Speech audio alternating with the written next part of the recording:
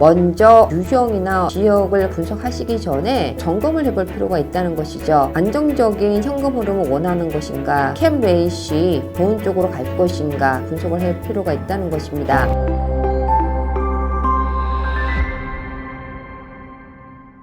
안녕하세요, 김효지입니다. 최근 들어서 상업용 부동산에 대한 문의가 늘고 있는데요. 가격이 많이 좋아지지 않았느냐, 지금 이때 시장에 들어가서 좋은 매물을 선별적으로 골라야 되지 않느냐 하는 질문들을 받고 있습니다. 제가 상담하는 과정에서 어떠한 유형이 트렌드에 맞게 우리가 선별할 수 있는지에 대해서 정리를 해보려고 합니다. 미국 부동산의 유형으로서는 크게 우리가 네 가지로 나눠볼 수가 있죠. 첫 번째는 거주용 부동산, 두 번째는 상업용 부동산, 세 번째 산업용 부동산, 네 번째 토지로 나눌 수가 있습니다. 주거용 부동산에서는 단독주택, 타운하우스, 콘도, 코앞 이런 것들이 있죠. 그리고 포플렉스까지를 거주용 부동산이라 그러고 모기지로 융자를 받을 수가 있는 거고요. 다세대 주택에서 이런 멀티패밀리 아파트 5유닛 이상으로서는 우리가 상업용 부동산이라고 얘기하지만 여전히 거주용 부동산이라고 표현을 합니다. 안정적인 자산에 투자를 하는 사람들이 많이 늘고 있습니다. 그것은 고금리 환경이 너무나 오랫동안 지속이 되었고 코로나 이후로 급격하게 변한 트렌드로 인해서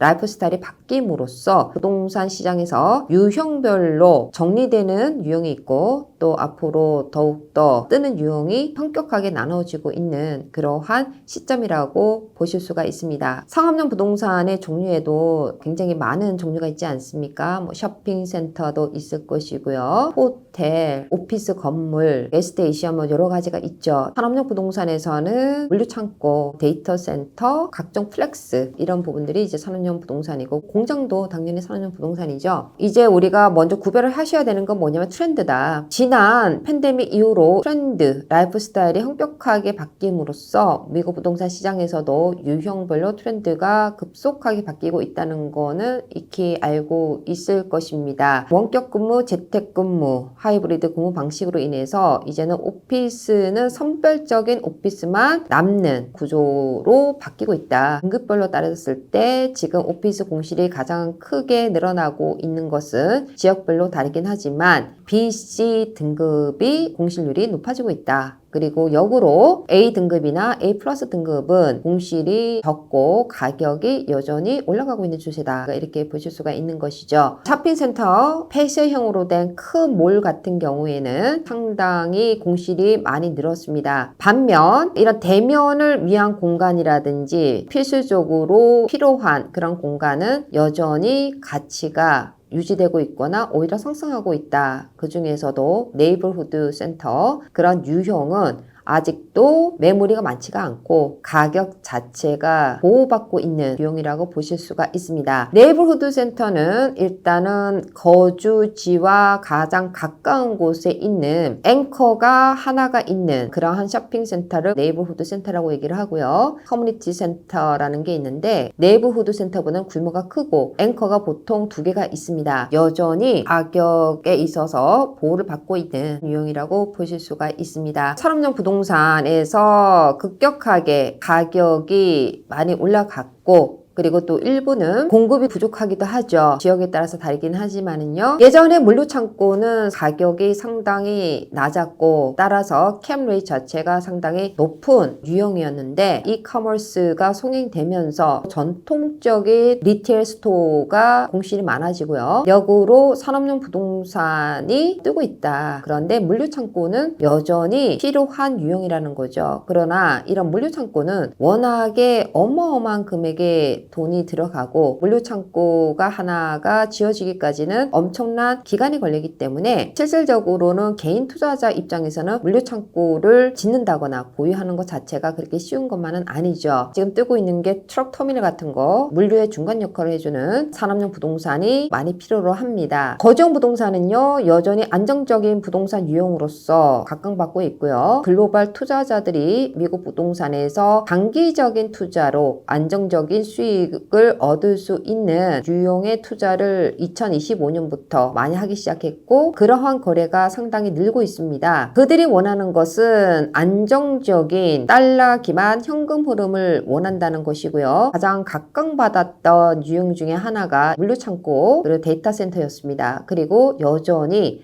안정적으로 현금 흐름을 보호해주는 멀티패밀리 아파트 건물의 투자가 많았다는 것을 알 수가 있습니다. 앞으로 이제 투자를 하셨을 때는 먼저 어떤 유형이나 지역을 가지고 분석하시기 전에 점검을 해볼 필요가 있다는 것이죠. 나는 안정적인 현금 흐름을 원하는 것인가, 캡 레이시 좋은 쪽으로 갈 것인가, 여러 가지를 분석을 할 필요가 있다는 것입니다. 지난 고금리 기간 동안에 상업용 부동산의 위기설이 오랫동안 나올 만큼 상당히 변동성이 있었던 시장이었는데요. 금리 1%가 좌우하는 조건이 상업용 부동산에서는 상당합니다. 반드시 알아야 되는 것은 가격 부분과 더불어서 대출을 받을 수 있는지가 상당히 중요하고 대출에 대한 만기 시점에서 리파이낸스를 충분히 받을 수 있는지가 중요하기 때문에 상업용 부동산에 투자를 한다는 것은 수익률보다는 먼저 따지셔야 되는 것은 출구 전략입니다. 상업용 부동산을 구입하실 때는 현재 수익이 얼마 되느냐 그 부분도 중요할 수 있겠지만은 구조적인 부분이 바뀌는 시장에서는요 수익률보다는 리스크가 얼마 정도 있느냐를 따져보시는 게 훨씬 더 중요한 포인트가 될 수가 있는 것입니다. 금리가 1% 오르는 구간에서는요 가격에 왜 영향을 끼치냐면은 NOI가 동일하다고 가정을 했었을 때 캡 레이트에 따라서 가격이 바뀌기 때문인데요. 대출을 받을 때 DSCR을 기준으로 해서 대출을 받지 않습니까? 은행에서 대출을 해줄 때는 DSCR이 1.25% 불확실성이 짙을수록 요구 조건이 까다로워집니다. 그렇기 때문에 대출을 받으려고 할 때 항상 겪는 문제가 캡 레이트 자체가 조정되지 않으면은 융자 자체가 또 힘들어질 수가 있기 때문에 금리가 높은 구간에서는 DSCR에 대한 수치가 좀 더 높을 수가 있고 상업용 건물을 구입하는 입장에서는 더 높은 캡 레이트를 요구할 수가 있게 되는 것입니다. 캡 레이트이 더 높다는 것은 결론적으로는 가격이 더 내려가야지만이 거래가 이루어진다는 것이거든요. 실질적인 가격이 달라질 수 있다는 겁니다. 엑시스를 할 때 반드시 누군가가 그 건물을 사줘야지만 엑시스 되는 거 아니겠습니까? 그랬을 때 리파이낸스도 막히고 물건을 바이한테 팔 수 있도록 하기 위해서는 협상가가 어느 정도 타결이 돼야지만이 팔릴 수 있게 되는데 그러한 경우 바이어가 좀 더 수익률을 요구할 수가 있기 때문에 가격이 내려간다는 것이거든요. 금리가 높은 구간에서는 엑시스를 한다기보다는 유지하는 전략으로 많이 가죠. NOI가 유지되거나 좀 더 높일 수 있는 상업용 부동산의 경우에는 가격의 완충 장치의 역할을 해줄 수가 있으나 NNN 프로퍼티처럼 단독 건물일 경우에는 가격의 완충 장치가 틀어질 수 있다고 볼 수가 있는 것입니다. 그렇기 때문에 가격이 어느 정도 보호받을 수 있는 시장이고 금리가 하락하는 시장에서는 이런 NNN 프로퍼티 자체가 훨씬 더 수익적인 면에서는 안정적이고 좋을 수가 있겠지만 지금같이 구조가 조정되는 시기에서는 장기적으로 갈 수 있는 유형이어야 될 것이며 그리고 리스크가 좀 더 적은 안정적으로 장기적으로 갈 수 있는 투자 유형에 좀 더 신경을 쓰시고 그런 유형을 선택하시는 쪽으로 가시는 것이 현명한 투자 판단이 될 것 같습니다. 멀티패밀리가 공실이 많이 늘어나지 않느냐 하는 얘기를 많이 하십니다. 물론 지역에 따라 좀 다를 수는 있지만 멀티패밀리 같은 경우에는 경기가 좋았던 시기였거나 경기가 나빴던 시기였거나 사람들이 어딘가에서 살아야 되는 부분이 되기 때문에 멀티패밀리는 지금까지 몇십 년 동안 가장 안정적인 자산으로 평가를 하고 있습니다. 캡 레이트를 비교를 하더라도 동일 지역에서 같은 등급일 때 가장 캡 레이트이 낮은 것이 멀티패밀리입니다. 캡 레이트이 낮다는 것은 더 안정적이라는 얘기를 우리가 할 수가 있는 것이고요. 그런 부분들을 충분히 고려를 하셔서 매물을 선정하는 것이 좋다는 것이죠. 오피스 빌딩, 자 BC 등급일 경우에는 가격이 많이 하락되어 있기 때문에 좋은 매물을 지금 선택하는 게 좋지 않느냐 하는 질문들을 또 하십니다. 주의를 하셔야 되는 것은 그것이 어느 지역에 있는 것이냐에 따라서 좀 더 달라질 수가 있는 것이고요. 그리고 장기적으로 갔을 때 과연 유지가 될 수 있는 유형이 될 것이 것인가도 생각을 하셔야 된다는 것입니다. 트렌드 자체가 이제는 산업용 부동산 쪽으로 가고 있고 사회적인 부분, 트렌드적인 부분, 기술적인 부분들이 너무나 빨리 바뀌고 있기 때문에 이제는 전통적인 부동산의 유형보다는 미래지향적인 부동산 유형으로 해서 장기 투자가 가능하며 엑식 전략이 분명한 다산군에 좀 더 초점을 맞추셔서 판단을 해보시는 것이 좋을 것 같습니다. 현재 시장은요, 상업용 부동산이든 거주용 부동산이든